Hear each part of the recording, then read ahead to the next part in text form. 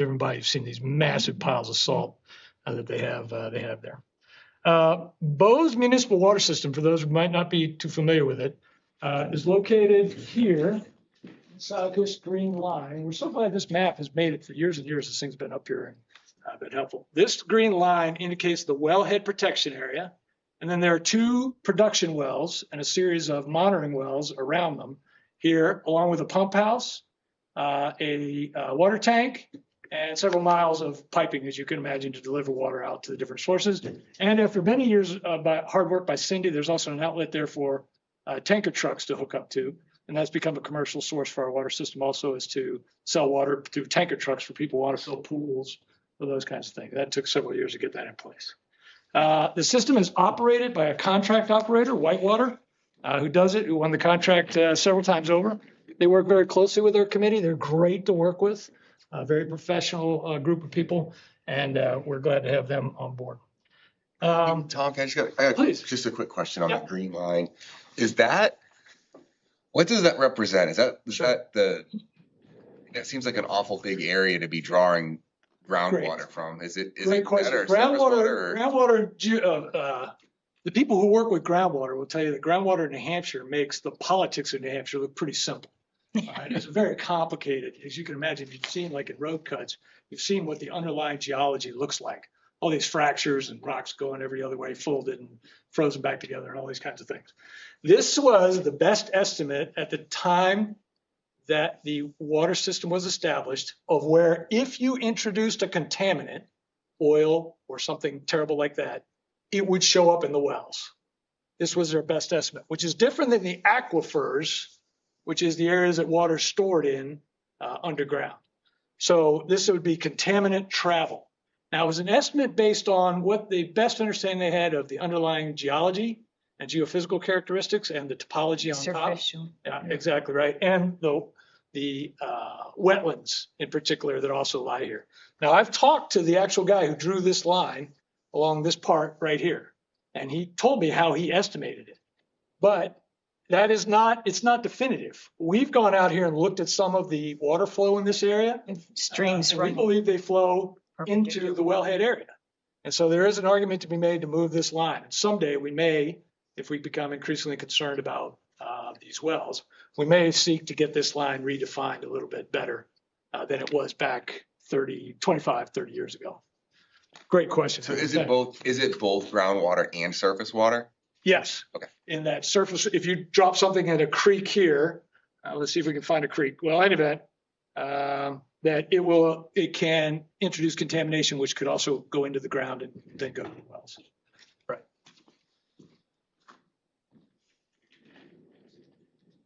So this challenge that we're working on of chloride contamination in sodium and chloride contamination in our wells, we presented it to the select board after several years of study, presented it and a set of recommendations to the select board this summer, back in July. And one of the things they asked us to do was to work with the planning board and other organizations that have responsibilities in this area to make sure that you fully understood the problem and what we've been able to learn and what we're recommending so far. Specifically, planning board responsibilities is described in New Hampshire RSA Chapter 674, which is the local land use planning and regulatory powers that some of you are familiar with, are pretty specific on what your responsibility is. It shall be the duty of every planning board to prepare and amend a master plan to guide the development of the municipality that results in preserving and enhancing the unique quality of life and culture of New Hampshire, specifically including water resources management and protection plan. Okay, so that's in the RSA that establishes you as a planning board, and that's what your responsibilities are for those water resources that we just talked about. So basically, we're here to talk a little bit about this salt contamination. If you take a look at the handouts that we sent around to you today, you'll see the first one is the facts and recommendations that we have. So it looks like this one.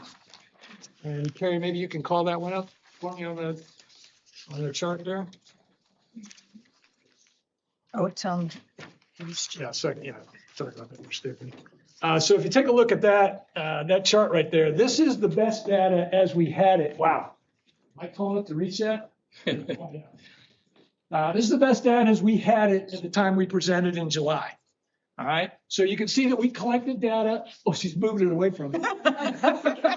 It's getting higher up. Bring it back, bring it back. Thank you. bigger. Starting in 2014, back a couple of years after the system was built, we collected data for a while, and then we had a break in data for some period of time. We got an occasional data.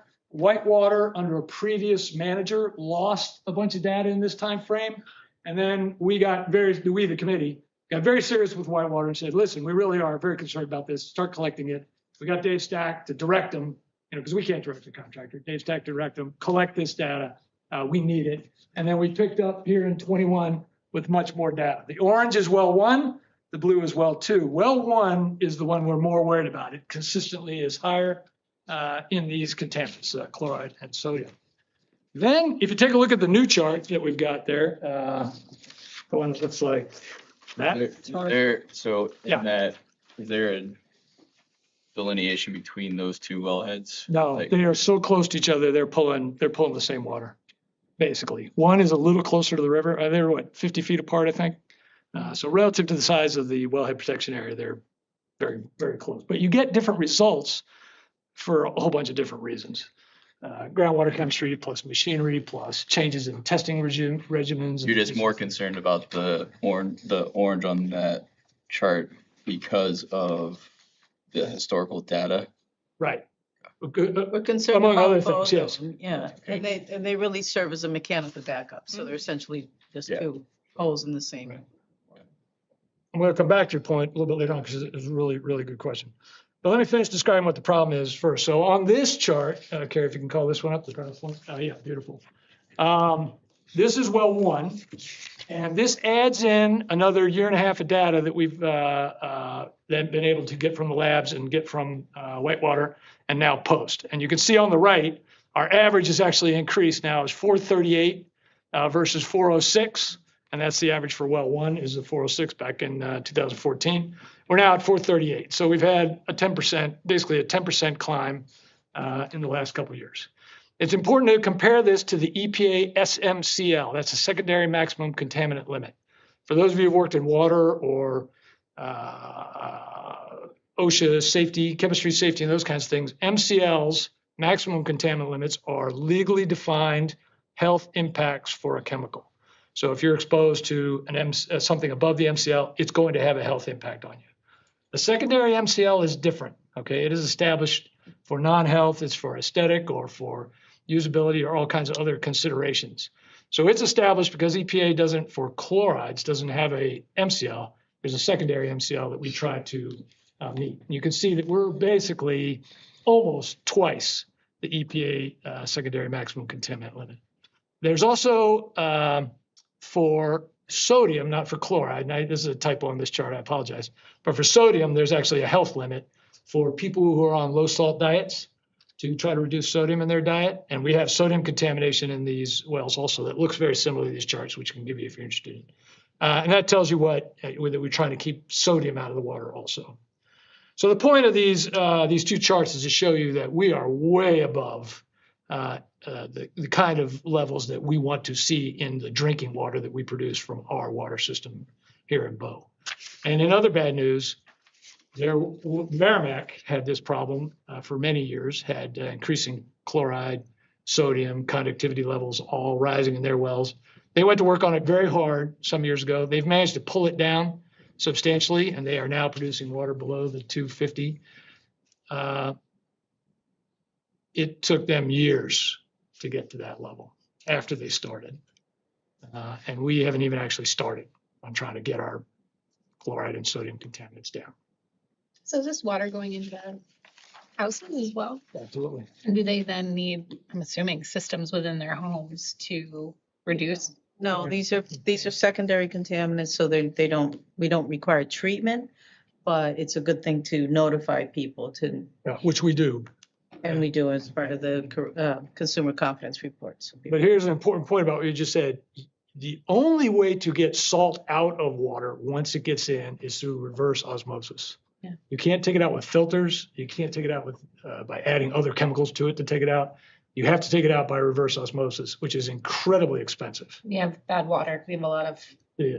So you use RO Yeah. in your house? Yeah. RO on a municipal scale, yeah. incredibly pricey. High energy costs, those kinds of things. So great question. And that really brings the point here that our recommendation is really to reduce the salt application. So our road salt, our plowing, because that's the best way to take care of salt is reducing how much we put to the ground. So this is all about trying to reduce or improve our practices in our road salt training through there's training programs that the DPW does and the state sponsors, so that we are putting less salt to the ground. That's the only way. And it'll take a decade or 2 or 3 to really attenuate, but we have to start sometime. I would assume that we have a fairly high amount that comes between the 93 and the 3A roads, right? And then I guess my question with that, maybe you're going to get to this, but I'm curious what Merrimack would have done to help get theirs significantly down, because I would expect that they would have the same similar state road Yeah, there's impact. They do. And many players, yeah. So working with the state, with the DOT for the corridor, I-93 corridor, but also working with our local contractors and 3A and parking lots, et cetera. So DOT has done studies about, how much is the highway and how much are private contractors, and so it's everybody. Many stakeholders need to come to this. so let me jump back to the previous point, though, about Merrimack. With Merrimack successfully bringing their contamination levels down over the last several years, Bow is now the leading chloride and sodium contaminated system in the state. We're the number one worst, if you will, which is very unfortunate. And but it is not atypical of watersheds across New Hampshire. Watersheds near major highways are seeing steady increases in conductivity, which is a measure of sodium and chloride contamination across the state. In our own Turry Pond, for example, here in Bow, we're seeing conductivity levels on a steady increase. Town pond. And Town Pond also. And up and down the 93 corridor, we have some water bodies, ponds, lakes, that are approaching salinity levels where we expect within our professional lifetimes, within the next 10, 20, 30 years, to see major changes in aquatic life forms in those water bodies. In other words, we're going to kill everything that can't live in salt. They're going to change to saline water bodies. So we're solving the tidal marsh destruction being done by sea level rise by moving our tidal. No, never mind. Okay, I gotta go there. Okay, so back to your point though about 3A.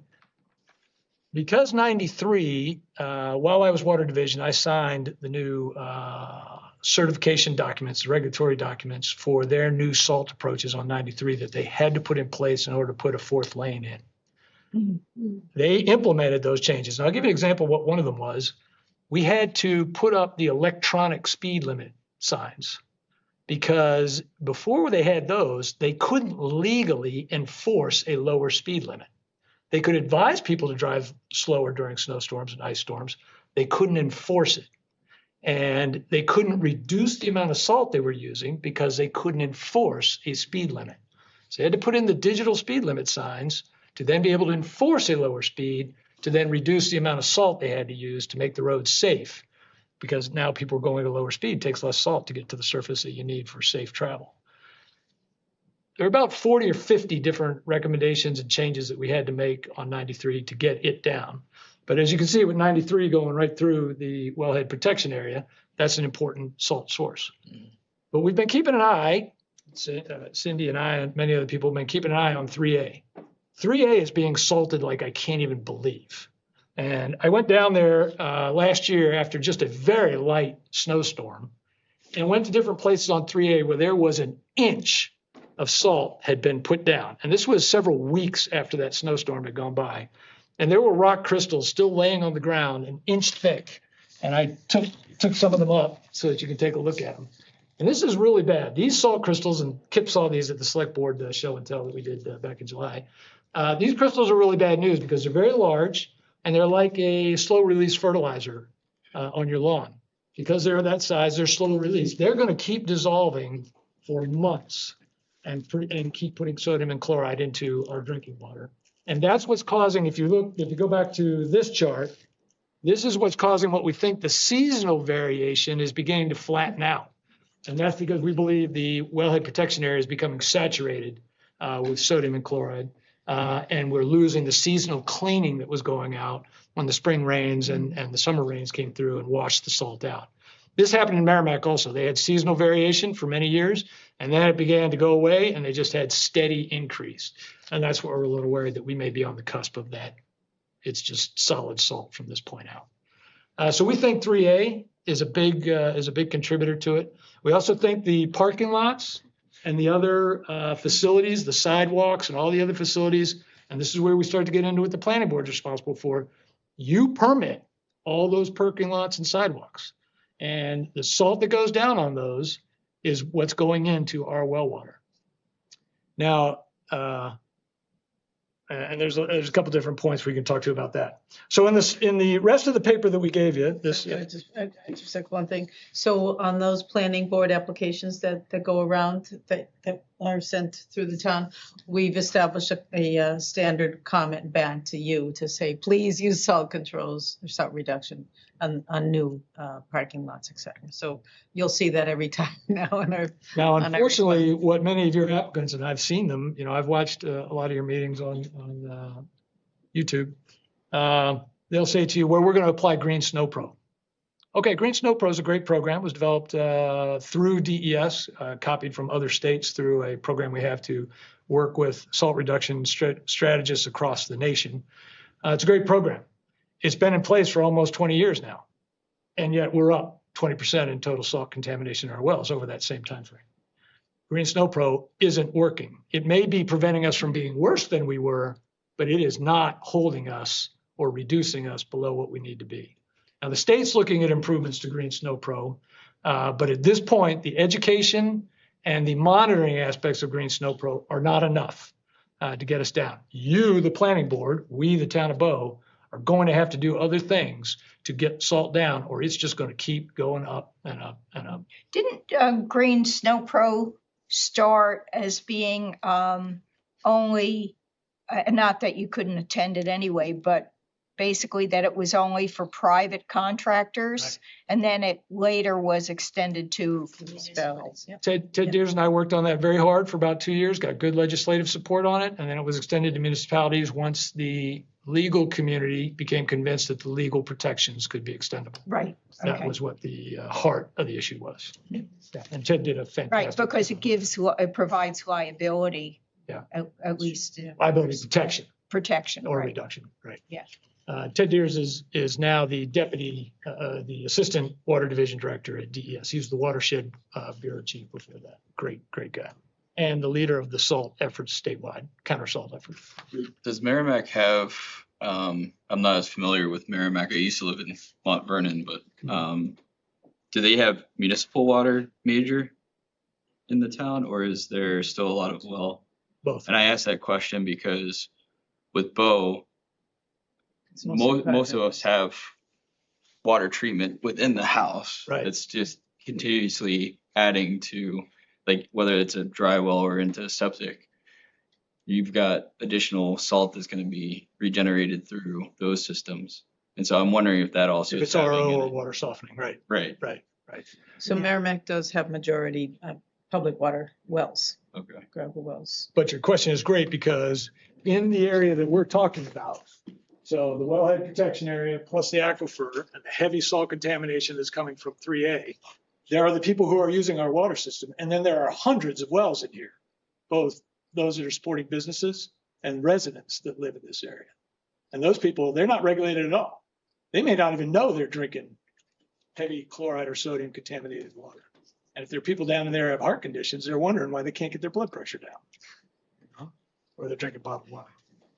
It's also a good point because 90% of both it is on private wells. This salt issue is not just on our municipal wells or the public water systems in town. It is a town-wide issue. So the committee did a study in the Brown Hill area a few years ago, and that's also the issue. In fact, the town intervened in the 90s, I think, to assist residents with that. So to wrap up, if you take a look at back to our paper that we presented to the select board, this one, If you take a look at our recommendations at the bottom of page 1, we've sort of sorted them out into continued testing and monitoring and informing the actual people who use the water system, getting the town manager and staff to look at salt application mitigation strategies, look for funding sources, and then E, the top of page 2, is y'all. As my student sergeant used to say to me. Review and recommend updates to town ordinance to direct salt reduction strategies for facilities and road design and construction work within the Aquifer Protection District and within the wellhead protection area, or even more specifically, through the building permits that you approve. It was very easy to write. You know, it took us 10 minutes to write. It's going to take you a couple of years. I was going to say, tell us how. I mean, It's great to deliver we introduced the board when we've had development in that business area over the aquifer. We've pretty much raised the salt issue and the reduced salt and what have you. So you can say it, but Yeah, I guess my question to that is there's after they leave here, there's no enforcement of it, right? Like we can sit here and make that recommendation and tell them that we want the reduction in salt. To Sandy's point, we do that, but there's no like continued monitoring and ensuring that that's actually what is happening. Other than the monitoring that we're doing with the well. right. Yeah, I mean, we are doing the final monitoring is What else? what goes on. Oh, right. Well, it's the driving in the parking lot and do you see lumps of salt remaining there? The other thing is through the Green Snow Pro training, because I think, having that annual refresher and promoting that in town and through our DPW, I think that can go a long way. And most of these places hire contractors. And I know we've said, well, is your contractor, Green Snow Pro? And then it's, people kind of interpret it differently because they'll say, oh yeah, he is, but it's like, well, he's been through the training, but they don't actively participate because there's a reporting requirement, right? And so it's like they've had the training at one point, but it's not a current certification. I don't know what the renewal of the certification. Yeah, neither do I. I think it's annual. I think it's annual, but I'm just remembering it. The point you're making is a deeper one. Doing what we've been doing, asking them to reduce salt, asking them to use Green Snow Pro, is going to keep us on the 20% increase per 10 years curve, I think, that we're on right now. We're going to have to look into more comprehensive approaches. Just for example, and this is going to make people go, are you kidding me? We're going to have to require people to cover their sidewalks along their buildings. Sidewalk salt is a substantial source. In other areas with heavy salt contamination, all the sidewalks have covering. So they build the sidewalks next to the building, they extend covers out from the side of the building, and then they don't have to shovel them or salt them, because they're covered. A lot of these things don't even have sidewalks though. It's pavement. I'm just giving an example. I appreciate you shooting back at my example, but Right. I'm not giving you the solutions. I'm giving you the ideas that you're going to have to start thinking about in terms of really tough approaches. Right. Not cheap, not easy. You're going to have developers screaming, I'm going to go to fill in the blank town because you made it too expensive to build here in Bow, and all those things that you hear all the time. That's all really interesting. But meanwhile, we continue to increase the poison in our well at 20% per 10 years. 2% per year, very roughly.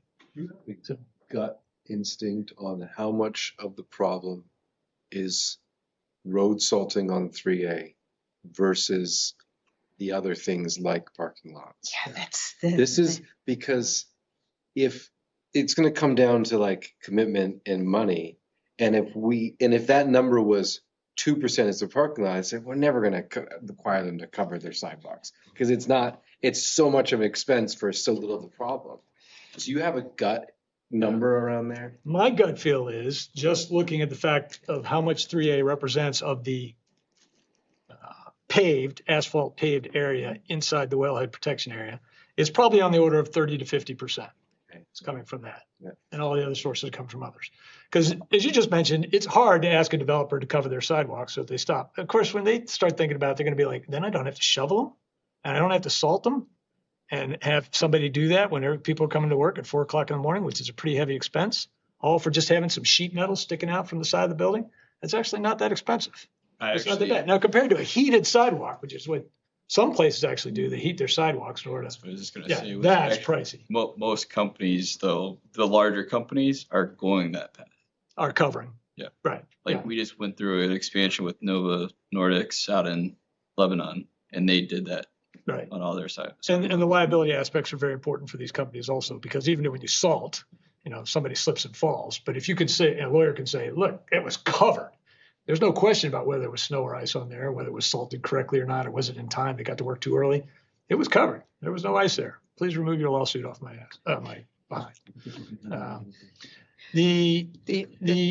Sorry, go ahead. Sam. The DOT study from years ago did attempt to assign a percentage of the highway versus, so we can look that up and Was- try to get Yeah, that. was that specifically 93? I think it was for 93. Because I thought, and now this is a very site-specific thing, but I had thought that a lot of the Green Snow Pro got started because they found that it was more parking lot Right.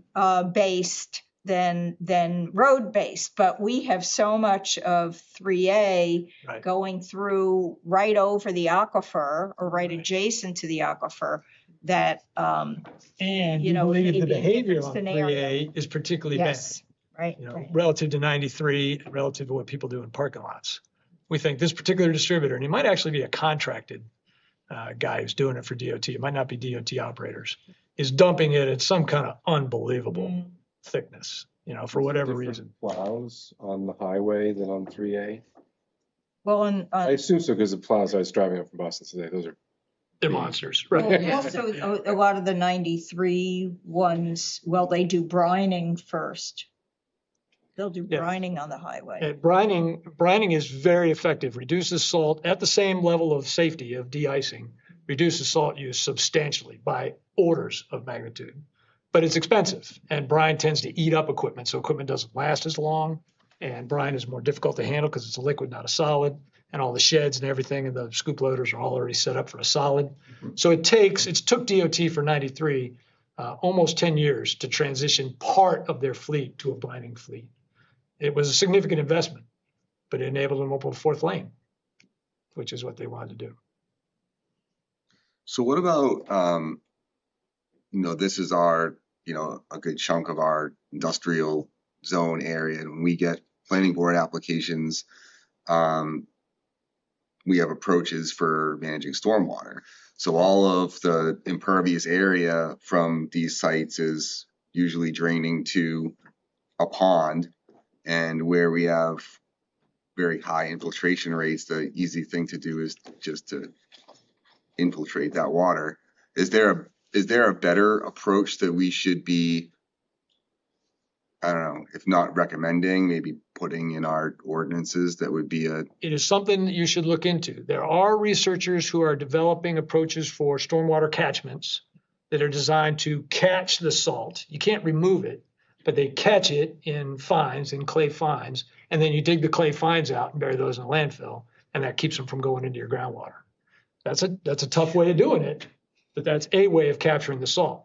But again, it leads you to the conclusion, wouldn't it be better not to put Yeah, the salt avoid- down yeah. and then have to capture it in the clay, dig it back up, and then go bury it? It would be There's better to porous reduce it. pavement options, there's other options, and reducing, the runoff, and reducing Right. application of salt. So yeah, it's a combination of. And a lot of, some of the permeable pavement so that you don't have to use salt is a good idea. A lot of these other businesses have a lot of heavy trucks coming in. Mm. And so I think that permeable pavement may not With be stuff, as, right. appropriate for that use. Right. But yeah, these are all things to look into and to get additional information, because maybe some of the porous pavement has been developed Right, for heavier right, use. I yeah. mean, we don't know that. And this is an important point. If you write these kinds of ideas into ordinances that then will be enforced in outcoming years, and engineers can design to those ordinances, prices tend to come down. One other example of stop the salt before it hits the ground rather than try to get it out in some way before it hits your groundwater. In some stretches of highways in Colorado, and these are highways going to ski areas where contamination in wells along major highways has become so bad They have now adopted approaches where they just close the highways. Imagine that in a ski country, closing, what is it? I-90 runs up to Breckenridge and up into there. They'll close them. Only vehicles with all-wheel drive chains will be allowed to traverse. And that reduces their salt requirement on those. That's a pretty draconian approach, but that's how serious they've had to come to try to stop the salt before they put it down, rather than try to catch it somewhere before it gets to groundwater.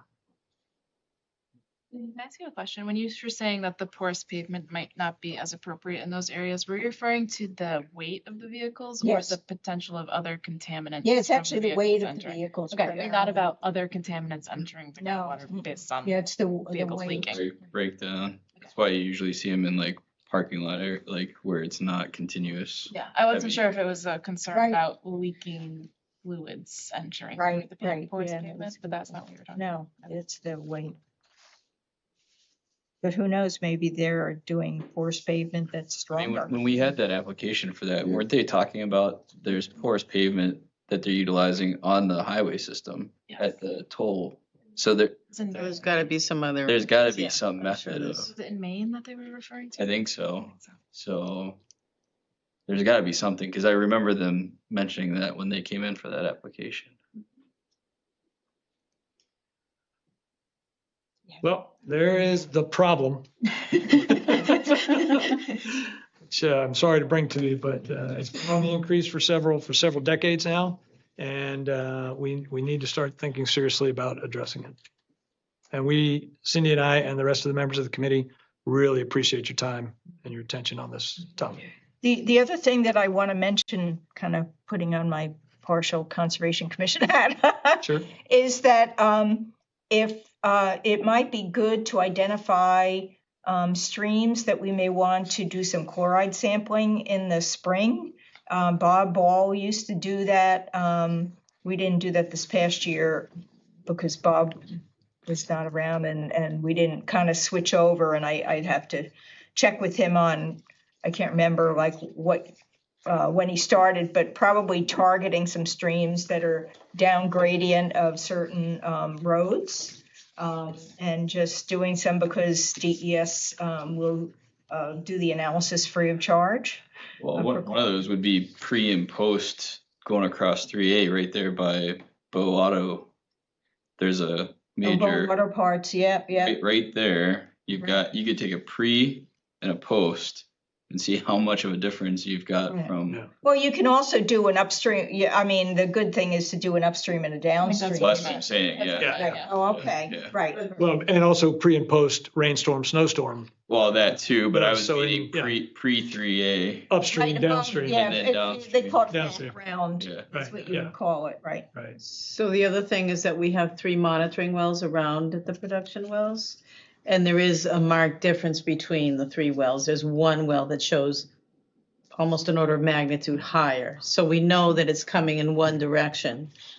But what exactly the source is. So there's more study to do and sampling to do to better figure out where it's coming from and where we can reduce it. But So the 2 wellheads that we have, are they the same depth? yes, The Same production the wellheads are. production wells. The monitoring wells are shallower. Shallow.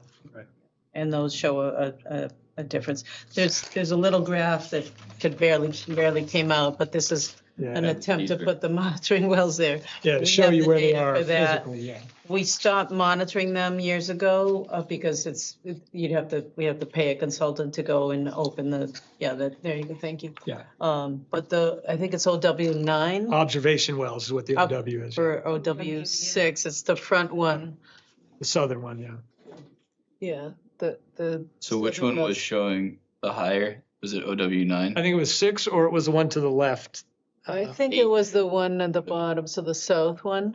But that shouldn't surprise us because those observation wells are on the upstream gradient. So in other words, we assume everything's moving towards the Merrimack River, and groundwater geologists will, generally confirm that, subject to us finding out something else. So we would believe that the highest salt would be coming from the roadsides. Yeah, but what would be interesting is if OW9 or 8 wasn't Cause it's also close. Right. Also up, Upgradient. yeah. Right.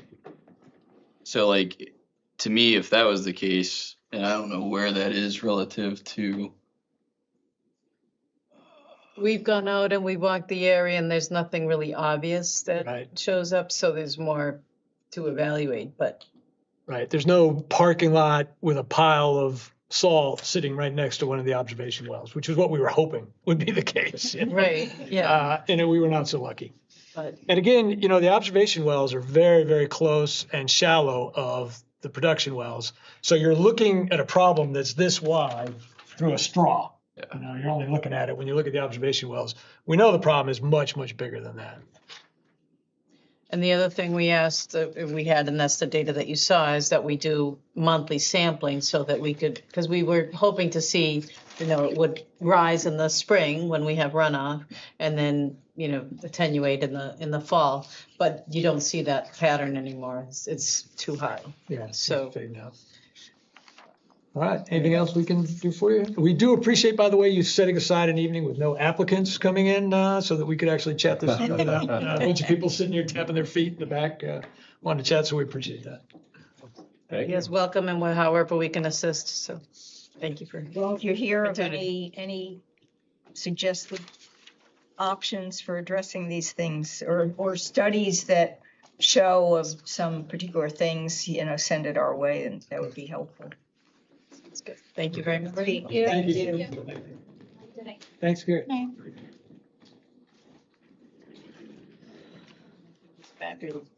I don't need them. So I was living in Idaho. They must have had a salt source nearby. And so they didn't use salt. They used ground up lava rock because that's what they had. And I mean, it didn't work quite as well and it destroyed your windshields, everybody's windshields. Like the windshield replacement business out there is crazy. You would get like a little ding and if you forgot about it or you didn't notice it, you crank your heat up and it just Cracks. all the way across. I did forget on that point. I forgot to mention we did work with Tim Sweeney, who, as you know, has been around. I think he was appointed DPW right after the Civil War or something like that. He went back and tracked through his files where the old salt piles used to be, and those salt piles, of course, are all gone now. But where people used to actually stockpile salt on the ground, just so that we would have that in our records to see if some of that salt it was still working its way down through the groundwater. So Tim has that record also just to help fill out the whole picture. Where was that? I know that the high school used to be the old public works. And one of the big salt piles was down here on the far end, so we assume that one being down gradient is not affecting us up here. And there were several smaller ones along this area here, but the biggest one was down here. Great, thank you. thank you. Yeah, I have a few different things to talk about. I don't know what order you want to do it in. Yes, so old business. I have one question just because it ties into the water system topic. The master plan, when does that come back? That's, Yeah, so the last master plan update was 2017. Should be done every 5 to 10 years. So I requested some funds in the budget for the 25-26 budget to get it started. We got a rough estimate of about $36,000 for the Regional Planning Commission to do it. So I requested $12,000 in this upcoming budget that the Board of Selectmen are considering. It seriously feels like we just did that, Well, doesn't it? I guess it was a long time ago. What are we gonna try to accomplish tonight? All right, I have a few different things, but first, maybe if we can get it out of the way, there is a special exception application that will be decided by the ZBA, but the ordinance says that the planning board should offer comments on special exception applications. So I just wanted to bring this. You already heard the conceptual discussion from Ballard Truck Center. It's the Mack and Volvo truck dealership on 3A that's being proposed at Dunkley, right where the lights are, where the stub enters.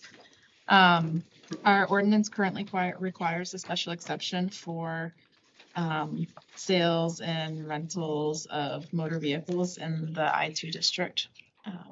I've heard some comments that this might be something we want to change. So we can add that to the list of things to discuss tonight too. But for the moment, it requires a special exception. I don't see any reason why it wouldn't be appropriate in that location or in any of the general industrial district. Yeah, things, that's the purpose of it. This is where the diesel. This is where the It's a, it's new. this is new, it's vacant. Is it just the last meeting they did the conceptual? No, it's not the last one, I don't think, because I was here for it. Track, but it's, yeah, they'd be selling Mack trucks and Volvo trucks. It's at like where the light is at Dunkley. You know, there's like an empty spot where the light goes. You, Oh, so it's on that side. yeah. Okay. So their conceptual shows that they need to impact the buffer. We were, Yeah, so the special exception is specifically, Oh, is this use allowed in this Okay. location? And then they will be coming back here with a right, full oh, site right, plan, that's right, all okay, the other right, stuff will be right. coming. This is the very narrow question of right, is of this the use use. allowed? Yep, Yeah. that's right. So I didn't foresee any concerns, but Right, yeah, no. unless anyone else has anything. So I'll just get you, Sandy, to get Ginger a copy of the box slip from the plan.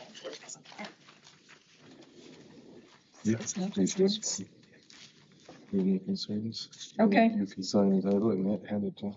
Okay.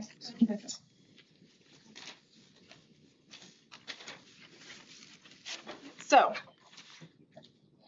just one other quick thing, I'll just get off the file here while we're at it. I received a letter from the city of Concord with a notice for a project of regional impact. This is what happens if you decide that a project has regional impact, all the surrounding communities get notified. So we got one. I'm sure many of you have heard about the mall redevelopment project in Concord. So it's for that. It has very few details on here, but if anyone has any concerns about how that might affect Bo. Was that in our packet or? No, I just got it in the mail like yesterday, so I thought, oh, Oh, right. the meeting's next week, so. So their planning board determined that it has a regional impact, and so then it gets sent to like all the surrounding town, like, Well, I think you don't get to pick that it only has like an effect on this town versus that town, so it's It in has black any or regional white, impact, so. Yeah. so if we say that a project has regional impact, what do you do? Do you send that to like, is there Yeah. a certain number of towns? Yeah, I don't remember. I've never done it, so I haven't Yeah. paid too much attention to the threshold. But yeah, it's within a radius, I think. You send it to all of them, and it kind of puts a pause on the review so that everyone gets 30 days to respond. So they if they did that big exit one development, that would probably be a regional impact. Potentially, yeah. We had one for when Amazon was proposing down on the Hooksett line, down off of 3A and Is that where BJ's was? No. no, well, they're gonna relocate it up to the intersection off of 93 there, Okay. where the state department was. And then there was one in Concord that we were notified of, because it was on Albin Silk Farm Road. Okay, so close, yeah. So if anyone has any comments, it's going to be a conceptual discussion, it looks like, on December 18th in Concord. Do something with it, it's nice work. Yeah, So, something good. I don't have a It's problem. interesting that they had that one as regional impact, but the big development that they had that's Oh, near the Concord Monitor, old Concord Monitor Yeah. building. wasn't.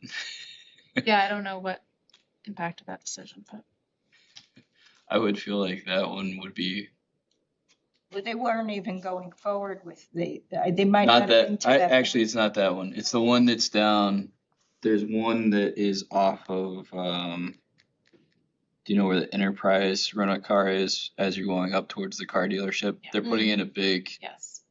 development back there. That Oh, one oh, didn't, oh. that one didn't get slated as having regional impact. And it's actually, that's closer to us and probably would have bigger impact than the, anyways. All right. Nothing. Nothing. Good, thanks. So getting into the zoning ordinance, Scott and I have been picking away at the sign ordinance, trying to work on it. We threw a work, like just where we are at. I mean, basically we got to where it was. I'm like, oh, we'll print it and look at where it's at. It needs a lot of work. I don't think it's gonna be ready for a town meeting. I think for legal review alone, we probably, even if it was done now, it might not get through legal review before then because it's pretty comprehensive and the legal questions around signs are tricky. But I wanted to show you where it's at and see if we're going in the right direction. So just walk us through this and we can. Yep. So it starts with definitions. We probably need to add some purposes we thought were good. So we will leave those alone unless anyone has anything that should be changed there. 8.02 just explains that you need a permit for signs. The types of signs that are exempted are governmental agencies, incidental signs.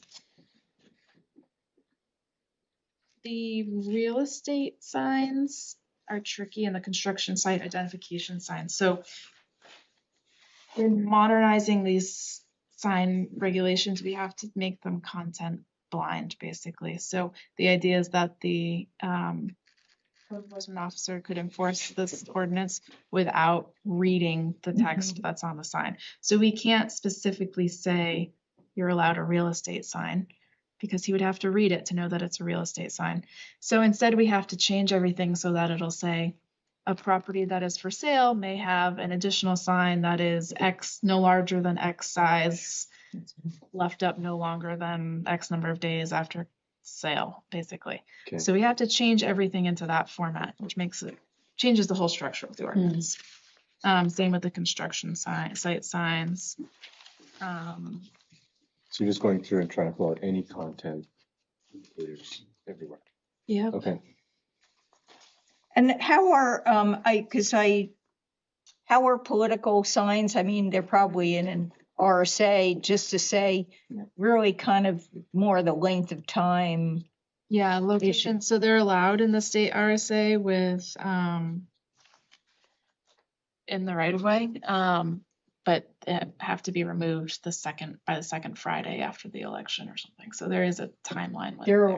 They're allowed in a right of way, even if it's on somebody's property. The owner of the property has to give permission. Oh, right. Okay. But they are allowed. Oh, in right. the Right. state right of Okay. way. Yeah. Okay. Yeah.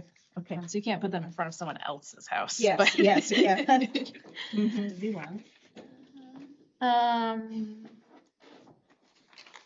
So, and also, so we're also combining, we have this section and then our business development district has a section on signs. So we're trying to fuse the two together so we don't have it in two different places. We talked about, we're trying to come up with a good way to say that signs should look nice and fit in. So we added that section on compatibility. What's the number? Sorry, it's the new 8.03 on page 70. So we added that section about compatibility. I think we stole that from somewhere else. Especially if there are multiple signs in the building with multiple tenants, just that they shouldn't be so all scattered. Again, hard to enforce, and I can't really imagine the building inspector getting a sign permit and denying it because It's a different font. it didn't use similar detailing and form. I think that would be a really hard way for him to deny a sign permit. So we can encourage these things, I guess. And the other thing we talked about is people are supposed to submit sign information when they do a site plan, and oftentimes they don't have it yet. They'll just mark on the plan where it's gonna go, but this planning board could get more involved in actually the design of the sign that someone's proposing if the board wants to. Otherwise, they submit a sign permit, and basically if it fits the right size and location, he's gonna approve it. So if there is more concern about aesthetics, the planning board might want to get more involved with that for new signs at least. So the flags and banners, did you keep most of what was there? Or We haven't removed it yet, mostly because we weren't sure what to do with it. We worked on that. There were a bunch of us that worked on that a bunch of years ago. One place where we changed some things, so under 8.07 on page 71, the signs prohibited. Tethered We balloons. thank you. tentatively removed some of the things, like signs painted directly on the exterior of a building. I mean, if it's done right, it could be very nice. It's kind of a historic method of doing signs. I don't know Well, what that's okay. protecting us from. prohibited, I'm not right. sure what that's protecting us from. But is that allowed elsewhere? I mean, have we said that you can do it elsewhere? No, this would be a change in policy if, and then the other thing about signs that are like mounted on a roof, I know Scott was saying if you have a building with a flat roof, you should be able to, put your sign on the top of that. And then F just didn't belong there, didn't follow what the rest of the bullet points were about. Yeah, I agree with people should have the murals on their buildings. It has to be content neutral. Doesn't matter what it is. The size would still have to meet the size requirements. I think we were saying, was that supposed to prevent someone from like grabbing a can of spray paint and painting like Rick's Auto Body on their wall? But my argument is they could do that on a piece of plywood and screw it on just as easily. So I don't think it's protecting you from bad signs. So the size of flash or moving. Okay, so you would move to prohibit all signs that are motion and lights. Well, we were saying maybe we need to put like a timing, like at gas stations, sometimes it rotates between a few things and it's not flashing, but it is changing. So maybe putting a time to it. We took out the date, time, or temperature because you'd have to read that to identify it as date, time, and temperature. So that one, it needs a little more work there. It looks like you edited the 805 lighting. Have you? Or- We dropped some stuff in there from another section on lighting and it needs work. Okay. We dropped that in. That's about all lighting, not specifically to signs. So we need to edit it to make it more specific to signs there. Change that one.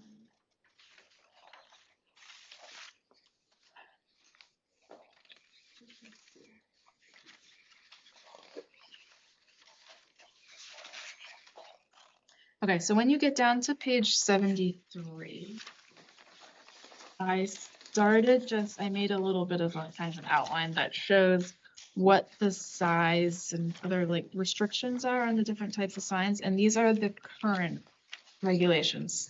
So I'm looking for some direction on if you think You're these. talking about wall signs? Yeah, so it starts with wall signs. So right now for wall signs, sign on the wall of a building. You can have, if it's a multi-tenant building, you can have one per tenant. If it's a single tenant building, you can have one per building face. That's either a maximum of 5% of the building face or 50 square feet per face. And the max letter height is 30 inches. If it's a multi-tenant building, each sign can only be 24 square feet and the max letter height is 12 inches. Where are you pulling these from? This is what the current rules are. They're in the other sign ordinance in the other section. So I'm trying to fuse them together in a short version so we can just see what the rules are. For freestanding signs, you can only have one per parcel. Max size is 48 square feet and the max height is only 8 feet, which is pretty low depending on if a site is lower than the road, your sign might be really low. Mm-hmm. And then thinking about the existing signs we have in town, a lot of them exceed this by a lot. Exceeded? In terms of what, size or height? Height, all of it. Letter dimensions. All of it. Height. So I think there needs to be some discussion as to what is the goal. And same with the status of non-conforming signs, we're kind of leading into that.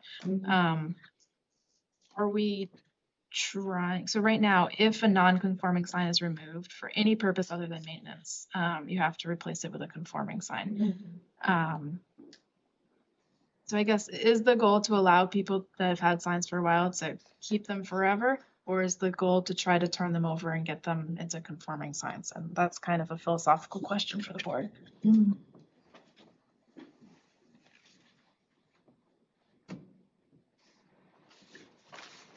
Are these just for business signs? Not really. There are some, the ordinance is kind of broken out into residential and non-residential. And it will kind of continue to be that way. So like our thought for residential signs is that everyone gets one. You have to set a size limit.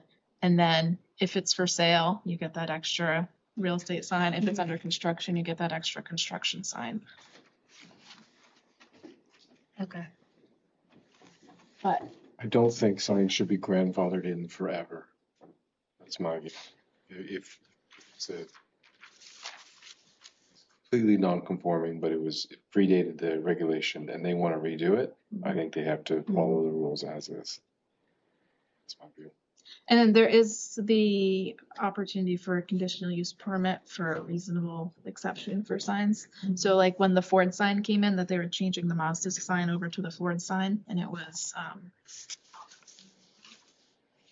still wildly non-conforming. But I mean, appropriate for a Ford dealership. That's like, you don't see an 8-foot high sign at any Ford dealership. So they do mention a reasonable exception. Gotcha. We also had that giant one on 95 there or 93 for the Amber Bow guys. I think wasn't that a special exception too, because it was so enormous. Yeah, they got something for that, yeah. And so what else are you looking for guidance on? Freestanding sign height? Yeah. Do we want to go higher than 8, or do you want all new signs to be less than 8 feet? Well, in that particular example, it didn't make sense for it to be 8 feet tall. 8 feet tall because you wouldn't be able to see it from the highway, and that was his. But I guess if you're going to do something like that, then we probably want to see them. So that's the thing. I guess that reasonable exception is the outlet. So if you want to keep their levels like this and just say, come show us your proposals if you want to do more than that. That's kind of the way to get around it. Are you trying to fix a problem that doesn't exist? Have there been a ton of people complaining about this, or do they just come in and ask for an exception? When it gets tricky is we have existing signs that are non-conforming, and then they get like new tenants that want to like add to them or switch out their thing, and it's difficult to figure out how to enforce it. I know we just had some temporary banners, and the 24 square feet was pretty small to have for each. It was multiple tenants, and they each wanted one. So 24 that's only 6 by 4, which isn't huge. A lot of it. Those are the ones that just went up on 3A. Yeah, Which ones are those? The breakout room and the auto. Oh. I just saw them today when I was driving up. I was like, man, those are kind of small. Like, right? Okay, I haven't seen them yet, but they are 24 square feet. that's interesting. I think those were 8 by 3. I think is what they did. Yeah. Yeah, because I was wondering, can you make the length can you make the dimension larger, but say it can only be larger than X in a length, so you could have a wider banner, but not something that's so tall? I think the height tends to stand out more. I think what's interesting is like that, if I read that way that it's currently written on like the wall size or the size, like we allow 5% of the building face or 50 square feet per building face, but then we're minimizing that by the letter height. So like if their name is short, their letters are going to be very tiny. Like, you know what I'm saying? Like it like contradicts the way that that's written. Yeah, Isn't letter height content? No. So you don't have to read the letters, you just measure them. We can. Okay. You have to understand the letters. You can't read. You're not blind. You're not blind, but you can't read. That's what it is. so I guess the question on that 5% of 50 square feet, it doesn't say, is there a max versus, I mean, if you had a really huge building, 5% could be really I big. think the 50 might be the higher. Oh, 5% up to 50 square feet. I think it might be. I just quickly copied down the gist, but let me see. It may be like the larger of the two I or think something. so. But even still, like when you limit the max letter height of being 30 inches, you can only make that sign so big. Or what are you gonna do? Have this massive sign with letters that are only 30 inches at maximum height? You know what I'm saying? Like, Yeah, I think doesn't make yeah, any if- sense. if you're kind of limiting the dimensions so much, maybe the letter height's kind of not needed. Right. Yeah, so the 5% or 50 is whichever is lesser.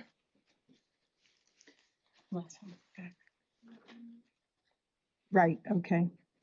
Yeah, and then there's more details in here too, like the letter area as it relates to the overall sign background area shall be in proportion. Oh, so you can't have a In massive sign general, with, letters shall not 30 occupy inches. more than 75% of the sign panel area. yeah, like, I guess I don't understand, like, why would Because you? from a even- design point, it may be good that your sign is only the 5 letters that make up the name of the company. Smart or something. The other thing is the wall signs were currently only allowed at the eave line. We kind of pulled that out because it felt. I'm sorry, what was that? They're only allowed at the eave line, so. Oh, with eaves. Yeah, so like right there. And it seemed like depending on the individual building, that might not make sense. What if you don't have an eave? Yeah. So we proposed taking that requirement out. It doesn't make sense for every building. Anything else on this one? So I guess any other direction about signs, I think So- we're gonna keep working on it, but I don't think it's gonna be ready. Like on the Ford dealership, when they came in, we didn't talk about the size of, like, I guarantee you those letters are bigger than 30 inches. Yeah, I think it was, I mean, you granted a reasonable exception to exceed everything. So, I mean, We focused on the height, but because that's where it mostly changed from the previous sign. So you're gonna keep working, but it won't be ready? I don't think it's gonna be ready. So should we pursue the change for the sales in the industrial area to allow that instead of requiring the special exception? Yeah. In what How much- what district is that again? I2, so that's purple. And how much of that is the wellhead protection area? So it's sales. I it's mean, sales, I not realize repairs. it's sales, yeah. I mean, we already have how many in? I guess also you're talking about things that are parking lots that they have to clear all the time. I mean, Just wouldn't want to prohibit vehicle sales in a part of town that large, right, right? If, you know, we're gonna lose that business to Concord. right. So actually, motor vehicle repairs and maintenance is already permitted. And sales and installation of vehicle parts and accessories. It's just the vehicle sales and rental that's not. So So that should be the other way around. Yeah. And so this is actually, it's I1 and I2. I1 is the little lavender section right under the number 5. So I don't know if we want to change it for that too. But this is an easy change. I just have to change an S to a P. So I don't, this one's easy to write. So I just, do you want to propose that? Is the other Need a motion? lab, or is it salmon? Oh, no, it's, It's like a lavender under Lav- the 5, oh, okay. Yeah. like right under the 5. So what is that over by? Dow Road, That's like where the, Amber Bell, yeah. Mm. You don't need a motion for that, do you? later, but when I actually do it, but Okay. just looking for some. So yeah, are we thinking I1 and I2 or just I2? I would say both. Same. Yeah, so right now, vehicle sales and rental are only permitted in commercial, which is the salmon. But in that lilac, that's not off 3A, is it? Well, so So is that a residential area? this, Yeah. this is the Amber Bow. Oh. This is, Oh, okay, yeah. The bottom part of Dow is more commercial than the top part. Got it. Okay. I thought it was like a bunch of houses over there.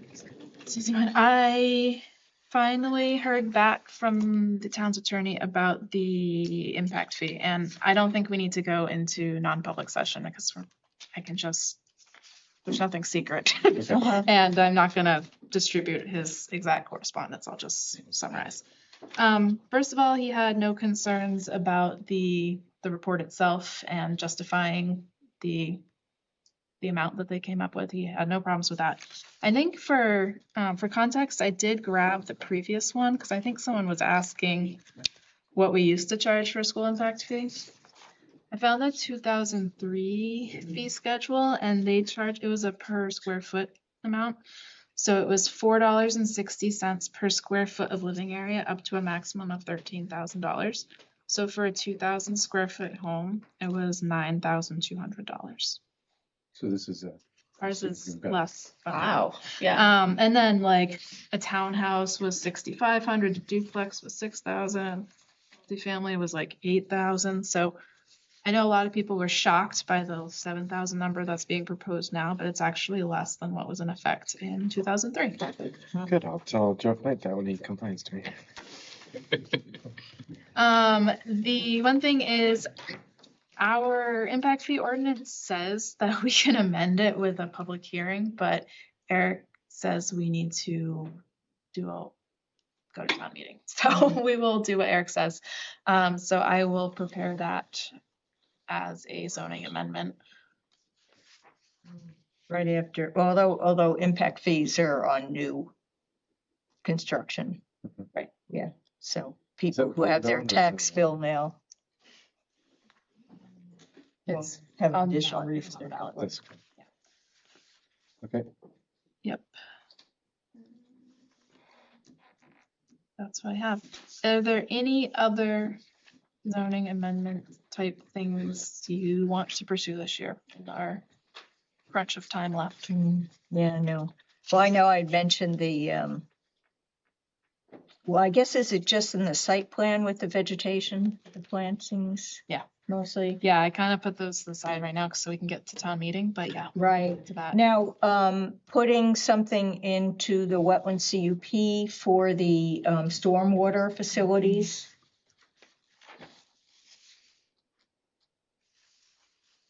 Yeah, I'm gonna need your help on that. Yeah, okay. I had looked at some language. And I guess the other thing, and once again, I guess that would go into the site plan stuff is when we have a plan, we're reviewing and approving a plan that has a stormwater basin that the town is going to take over, that the applicant should provide an inspection and maintenance manual like they would have to do for AOT if they were going to be maintaining it themselves and stuff. So there's some language that can. Yeah. But I guess that's more Those would be site plan. subdivision and site plan. Last year there was something about like a noise ordinance. Yeah, there was some noise about a noise. Yes. And I remember you had putting something in for like construction noise and narrowing it down to just that when we were looking at planning, like looking at applications. Would that be something in our site plan regulations or would that be a zoning? I think that would go in site plan regulations, because that would be like specific to Specific those. to like Yeah. construction. Okay. Yeah, that may be one way to do it. You know, because last year it kind of Yeah. it didn't work. totally got derailed. Yeah. Yeah. Okay. So looking at the calendar, I think we need to have the first public hearing. Okay, so the last day to hold it's usually we hold 2 public hearings for the zoning ordinance amendments. Because if anything gets changed at the first one, you have to have a second one. So you just plan on having 2. The last day to hold the first one is January 20th. So we were saying that we would probably want to plan. Just got the calendar. January 16th. Yeah, I was gonna say January 20th is a Monday. Right. So we will have another meeting on January 2nd. And 16th. And then the 16th. So should we plan to have public hearing on the 16th? Because we don't have any, we have a little more time to get applications, but, We have a CUP, right? Yep. Yes, we do. Forget the I name. can't remember either, but we got something. Yeah. Yeah. Okay. So we'll plan the 16th. We might have applications too, but Oh, the driveway thing. yes. Okay, so we'll schedule the first for January 16th, The first? the first public hearing. 60. Okay. And when is this, would the second be? Last day to hold the second one. Oh, that was the last day to hold the first one, was the Yeah. 20th? Oh, okay. I misheard that.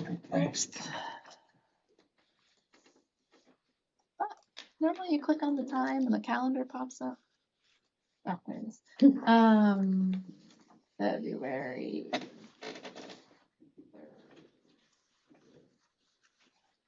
Yeah, so we may have to if we wait until the 16th, we might have to have a special meeting to have a second one because Monday, February 3rd is the last day to hold the final one. And we wouldn't have a meeting between them.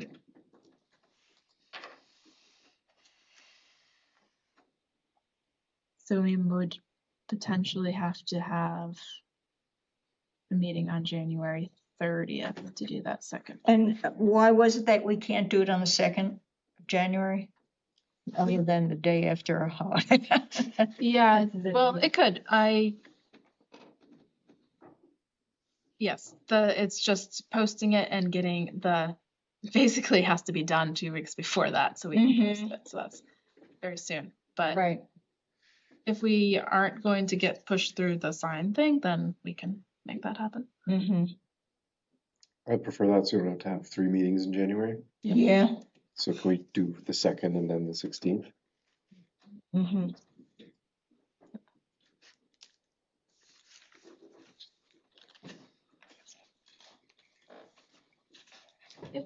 Minutes. You usually have a lot of people coming for it? Nope. Same as the other meetings. Yeah. Yes. I wasn't here, so I'll abstain from the minutes. Do you have enough to approve? They did. Captain Jonathan. I have a few things. Just a minute, I need to get to them.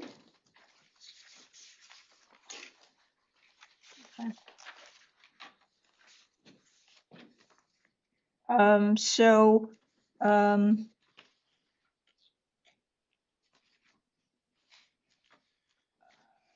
guess it's kind of line 55.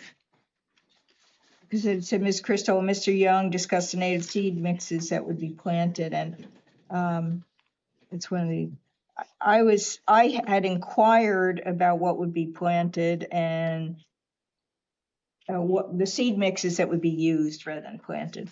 And then Logan Young didn't have the specific information available. So I think I'd rather have it be a little more specific than just that we discussed, because the fact is that there wasn't any information provided, which, you know.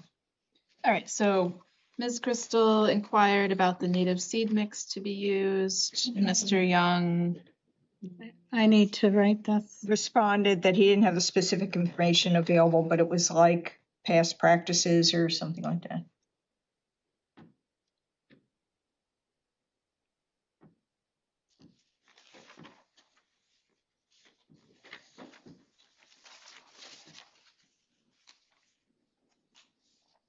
Okay, can you just go back to what Mr. Young responded?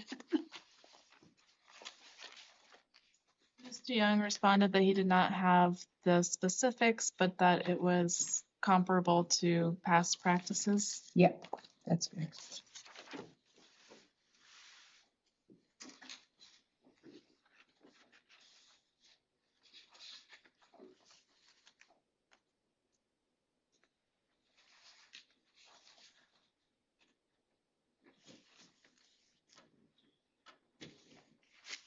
Is that it? No, I have some. Oh. I was Oh. waiting. I wanted to You could see the hand going. see, Got it. you know, when Ginger seemed to be ready to write down other Well, things. yeah, I mean, We'll get it from the Right, recording too. fast. Okay. All right. Just on line 105, it started a traffic memo. It says accompanies the application, and that should probably be accompanied with a D.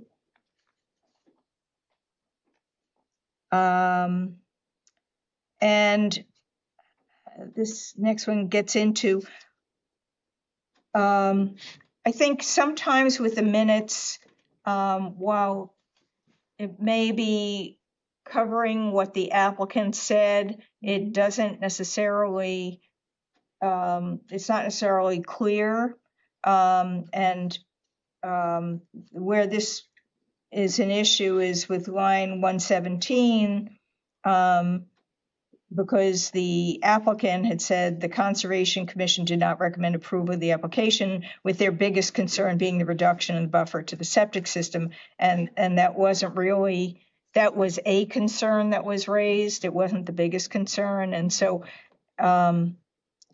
we can change it there to a concern, but elsewhere, I think sometimes it may need to be more clear that it's the applicant representing things, particularly when it's, you know,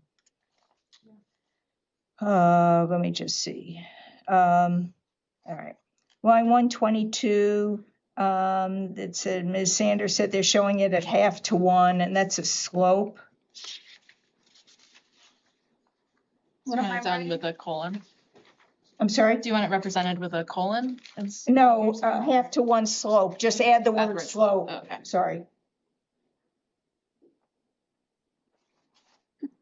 Are we using certified green snow pro? I know, that's right, yeah.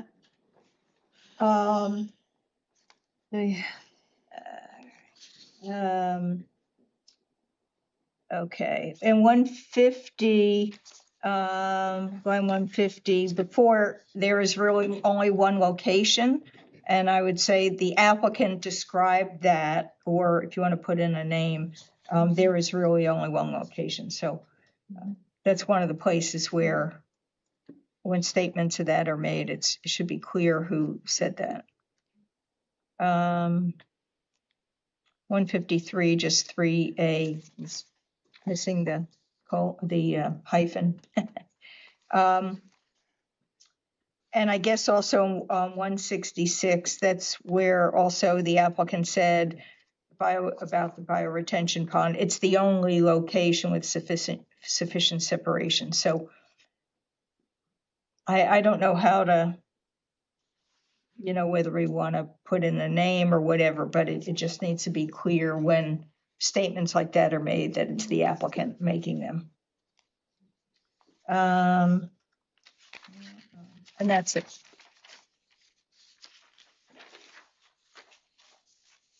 Motion to approve the minutes as amended. I'll second. All those in favor? Aye. And any, and abstaining was Kip and John. Yep. Great. Motion to adjourn? I'll second. What? Oh, I'll call the vote. Okay, all those in favor, sorry. Aye. Any opposed? Almost got there. Well, I